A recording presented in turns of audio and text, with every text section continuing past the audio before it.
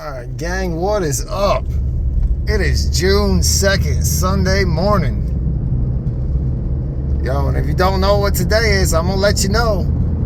It's the morning after UFC 302. Yo, what a card.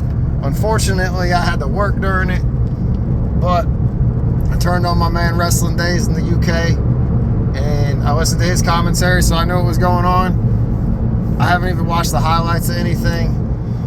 But I guess I'm not getting a tattoo of Dustin Poirier pulling a guillotine, so I'm not gonna lie, I was kind of really hoping that would happen. Man, I live in the Delta, and I went, and then I get these mosquitoes in my car now at night. I got in my car on break, and like 50 mosquitoes jumped in with me. So if you see me swatting at that, but anyways, on this Poirier tattoo, so I was like, man, I guess if I'm really gonna do that, I need to come up with some way to not look like an idiot. So I was thinking, I'm gonna get like an American flag waving in type background, like have them doing it in front of it, and then I could add some other great moments of Americans doing well in MMA over the years. I didn't have one in mind off the top of my head, but I was like, I can make that work. But yeah, so Poirier ended up tapping in the fifth. Sounds like, so going into this, something I was sort of hoping for, to witness greatness, and the idea of, like, if we're talking basketball, people get to arguing Jordan or LeBron's better or Kobe, whatever they want to do. What if you just appreciate the opportunity to get to see them play and get to see someone that good do something that great, get to see that ability? Does that make any sense? Instead of like being like, oh, well, if so-and-so was in there, this and that. Man, I don't know.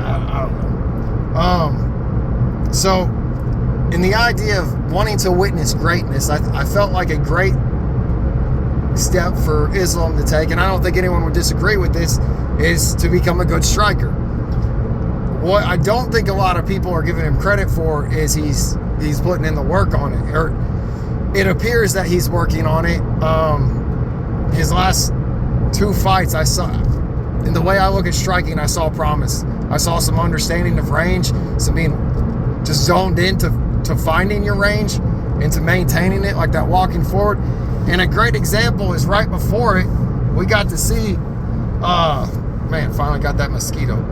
We got to see old Sean Strickland, the freaking master of it, just that walking forward. And I remember, so I'm playing this at work, and there's this guy that he'll watch some stuff, but he doesn't like keep up with it, like with fighting.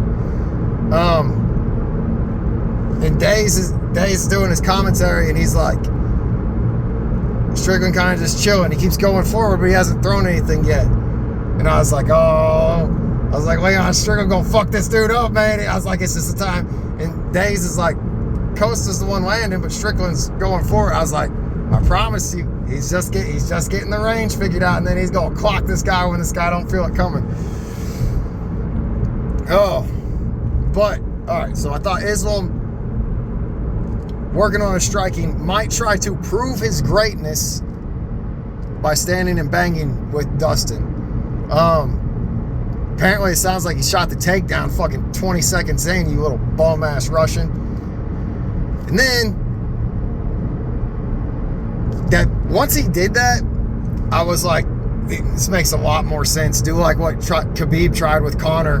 Do your game the first round or two, and if you don't win, then hopefully you've emptied the tank on them and you can look good doing theirs in the third or fourth. And I feel like that was the approach.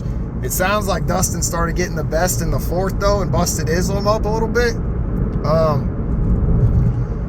Yeah, that's how it goes. I'm gonna get all these freaking mosquitoes, I swear. And, all right. So Islam won by submission. And it sounds like the ref didn't see it. So Dustin went unconscious, which no one talks about this. This same thing happened to Justin Gaethje. Justin Gaethje versus Khabib. Justin was frantically tapping, and the ref didn't stop it. And for whatever reason, Khabib didn't say, hey, he's tapping, or any, like, he just fucking kept on and put him unconscious. I don't like that when that happens. And there ought to be some improvement to making sure it doesn't happen again. I don't know if Jason was still the same ref, and Jason's an awesome fucking ref, so I'm not trying to knock him. Jason was the one in there with Khabib and Justin. I don't know who was in there tonight. Then while we're talking about like etiquette of that, did I hear that one of the judges gave the fight to Paulo? Like, just off the commentary and the numbers, and it sounded like Strickland clearly won. Just like Sandhagen and Cheeto. Remember that, Judge? Holy shit. We have got to quit complaining about it after the fact and start acting on it. I wish I could give that fucking solution right now, but what's going to happen is someone's going to get fucked and there's not going to be anything we can do about it. Like, someone's going to take an L and there's no recourse. And then once they take that L that they shouldn't have took, then we'll correct the matter, but that L is still going to be on their record. I feel like judges should have, at the bare minimum, they should have to at least talk to the media. But there's a lot of argument in this that being able to be unbiased and uninfluenced is supposed to be part of the safety and part of the, I can't think of the word, part of what can make you a good judge. So like not having to answer for this when you're in Brazil and not having, and picking the Brazilian hometown guy to lose in a close fight because you really saw him losing, not having to go answer to that crowd. Like, I get it. What if it's when it's 2-1 like this? When you got two judges, or up the judges, you gotta score the judges too. You gotta do something. We have got to do something about this judging. This is such a slippery slope. We're gonna turn into boxing. I've already, just in the amateur league, like just you drive around local areas and go to shows, I've already watched countless people get screwed. I say countless, it's not countless, but I've watched teammates from refs ref their team's fight, and I've watched people who clearly won all 3 rounds get ruled the other way. I've seen that happen a couple times, and the only reason it changed is because the fighter who got served the loss but actually should have won the fight, their coach flipped shit and made the judges show all their cards and go over everything, and they end up reversing it because the judges were like, oh, I messed up and said the wrong name. They're trying to fuck people is what's going on. I do think, listen, if you're a judge and you're messing up your scorecard, that's it. You're out. That's like failing a drug test to fight. You're out. Like, it, I don't know what else to tell you, but you got to be held to some standard. But man, we do not want to be like boxing, guys.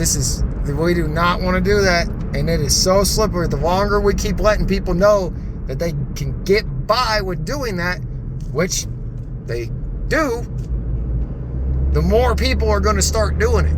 The more judges are going to rule in favor to the person that they prefer, or accepting bribes, things like that. And I hate, one of the smartest things I ever taught is like, one of the smartest things I was ever taught is, if you're going to complain about something, come with a solution.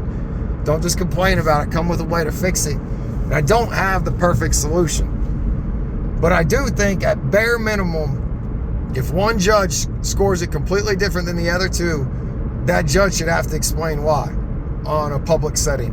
And even if it's, I don't know who it should be to. I can't necessarily say it should be a press conference, because you have people at press conferences that ask questions that don't know what the fuck they're asking, or they've never read the rule book. They don't know what they're talking about. So it's like, you'd almost need to answer to the commission, whatever athletic commission it is, or to the organization that you are judging for. But it's like, how do you answer to the commission when you're a part of the commission? It's tricky, but man, there's got to be something we can do, and we need to do it. Let's just keep going. This video is going to be long. So Sean Strickland, it sounds like, put on a great performance against Paulo Costa. It didn't sound like Paulo didn't show up. It sounded like Paulo got outperformed. And that's how it goes, man. Sean Strickland is a killer. I love his striking. I love the 1s and 2s. That's exactly what I do. 1s and 2s and push kicks, baby. Give that man his rematch. Like, we're letting these freaking dudes win belts and then get away with whatever they want. Leon was a perfect example, getting to sit out forever. Now, Duplessis probably going to try to do the same thing, completely fucking up Israel's career. Oh, it's crazy. Crazy world. On another note, the energy off this card was so real. Like, it was so real. I listen to Daze a lot. It's Wrestling Daze on YouTube, if y'all don't know who I'm talking about. Wrestling Daze, D-A-Z-E. And like, he'll show a little bit of his fandom, but for the most part, he's pretty unbiased and he appreciates performance when he's doing the watch-alongs. Man, he couldn't hide his excitement. He couldn't hide it. Like, he was like, oh, come on, cheering for Poirier. I felt like the comments were more passionate.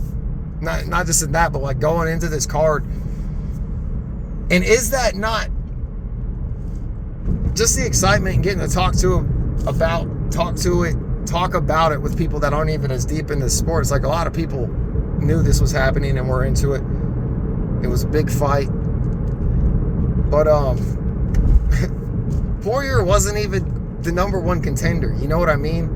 And that's what's really, really interesting. And it can be a bad thing in MMA, but like, Conor McGregor could walk into a title fight. He can sit out for 2 years, his last 2 fights be losses, and he can walk into a title fight and it sell more than anything else. And it selling is why that works.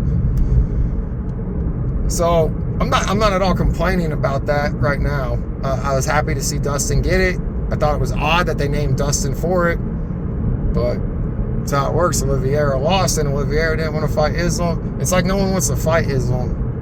It's tricky. But the energy for this card was awesome. The excitement that people had going into this, man. And there's something just so raw about fighting where every second matters. Like, when we go and watch the NFL, and I used to be a huge football fan. I mean, I guess I still am. I just don't really watch it anymore or keep up with it. And man, I couldn't tell you how many times I've fallen asleep during a game and just wake up in the fourth and I don't feel like I missed anything. That doesn't happen in fighting very often. And here's a better comparison. So like the NFL, it's like they played like 18 games or whatever. So like, I liked college football more than the NFL. And in college, something people would say is like every game matters, you know what I mean? Like, you can't lose one or whatever. Now it's a little different. It seems like they play like 16 games in college now with the playoffs or whatever. But it's like each game is a little more impactful on your outcome of the season. That's how like every second in a fight is. Like the way it can end like that, or the way you can completely shift momentum like that. You just can't get that in any other sport. Even in football, say like someone's up by 28 points and then the team that's losing scores a quick touchdown, gets an interception and runs it back. It's like, oh, momentum might be shit. There's pauses in all that. There's pauses between every play. It's just, I don't know. But yeah, UFC 302. I don't think I vocalized this to anyone, but my 100% pick going into the thing was actually Perez, the second fight of the prelims. And I got that right. I think I missed 3 picks on the entire other card. And I got all 5 on the main card right. So that was cool. Yeah. All right. UFC 302. This next week we got UFC in Louisville. Maybe I can run into some people because I'm going to be there. Hell yeah.